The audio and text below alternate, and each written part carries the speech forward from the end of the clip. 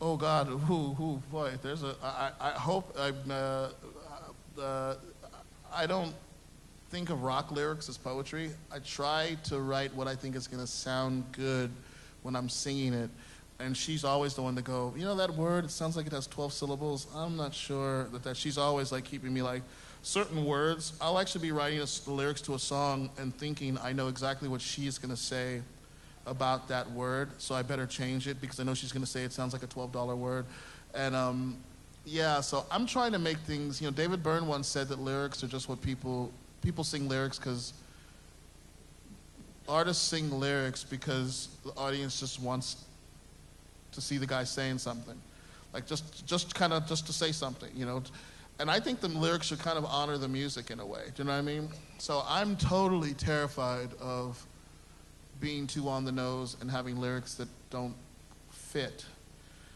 You know, I want the lyrics to sound good, you know. And I've made some, especially with here and there, yeah, I've definitely made some major fuck-ups, you know. I mean, I will continue to do that, you know. But no, I want it to sound good. And I don't always do it, you know.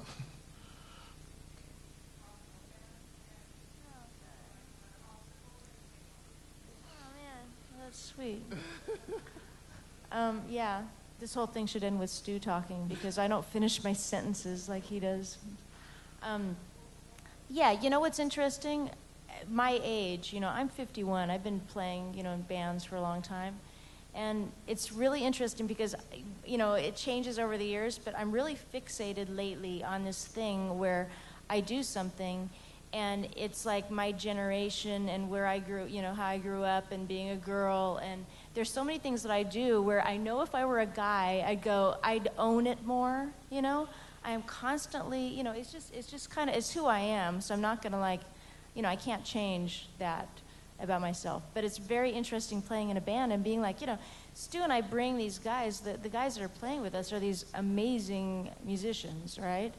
And you could sit there and say, you know, it's very interesting to really know that we're being in a band, you know, with Stu, we're this pack, you know, and it's not about like who can play the fanciest whatever. It really is about who we are, you know, and I know that about being in a rock band, and I always fit into that really well where I really love being part of this thing.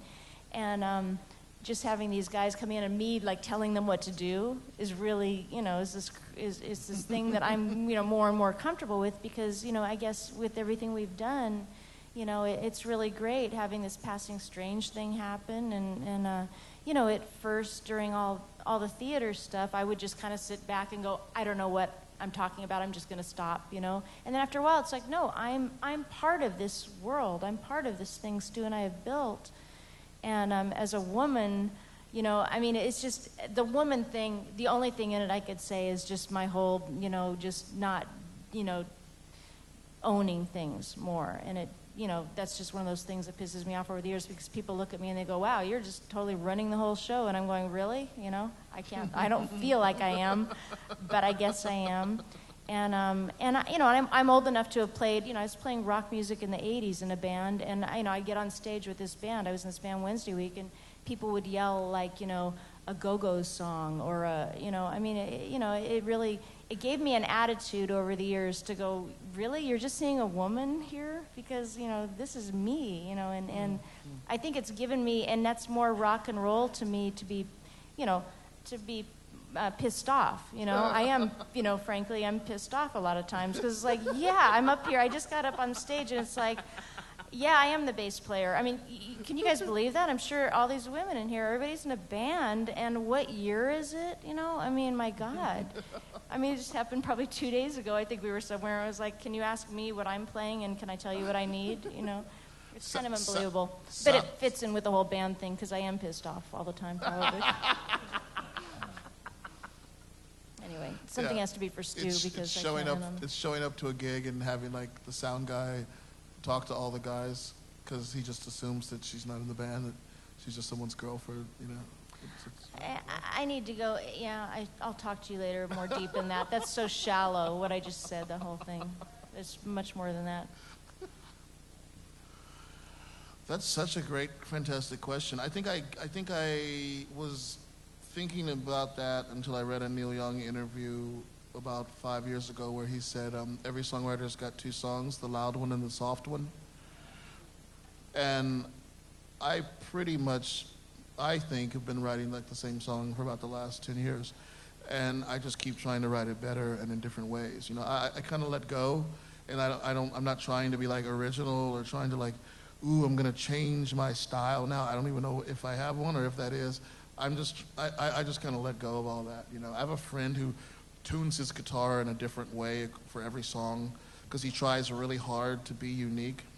You know, he just tries really, really hard to be unique, you know, and I couldn't be bothered with all that. So I think I'm writing the same song over and over, just trying to get it right, you know. You're just trying to, you know, and I don't think I have a loud and a soft one. I think I have the one where I'm trying to be sensitive and the one where I'm trying to be an asshole, you know.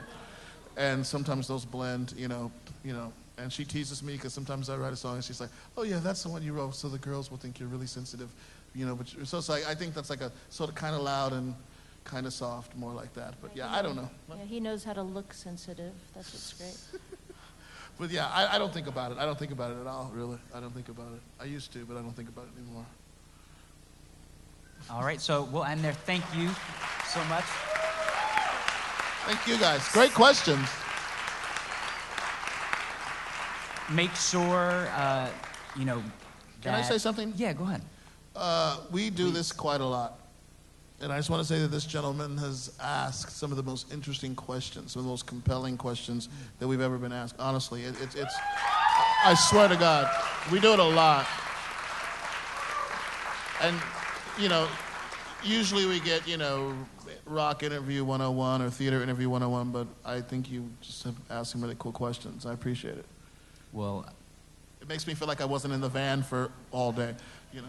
Well, I'll echo that gentleman's sentiment and say, you know, you doing your work, you know, for me, not as a musician, helps me feel less crazy about the world. Okay, thank you. And I think a lot of us in this room share that, so that's awesome. Very kind. Awesome. I will say that this week, if you don't have tickets for the show for Thursday, Friday, and the two shows Saturday, your life will be less fulfilling.